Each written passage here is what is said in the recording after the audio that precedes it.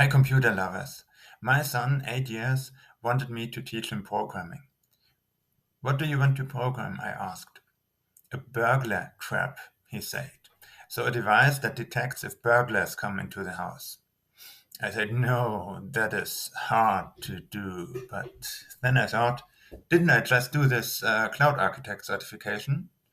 Wouldn't it be possible to put a Raspberry Pi into his room, stick a webcam into it, start the Linux, and tell it to analyze if people are on these pictures using artificial intelligence and cloud services? Let's do this today. The first step is that you get a decent way to get pictures from your webcam. For this, I installed the program Streamer using the command sudo apt install streamer. Now I can get pictures from the webcam using this command here. And I can open them.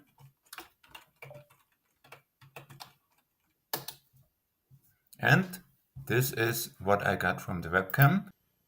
The next step was that I followed all the instructions on the Detect Faces web page that I will link in the video description. They tell you how to install client libraries and how to set up authentication and how to write a short Python script. This is what I did.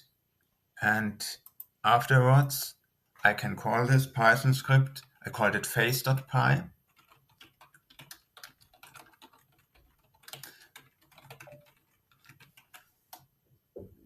And let it process the image that we just created from our webcam.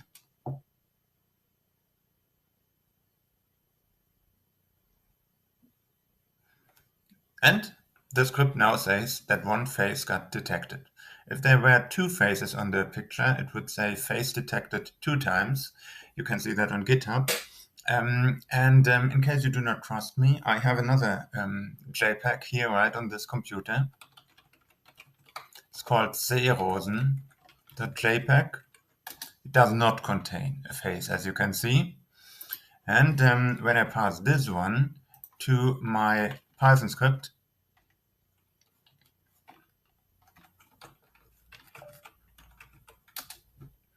then it does not say face detected. So, hope you believe me now. My script face.py can call an API and detect by this if an image contains a face.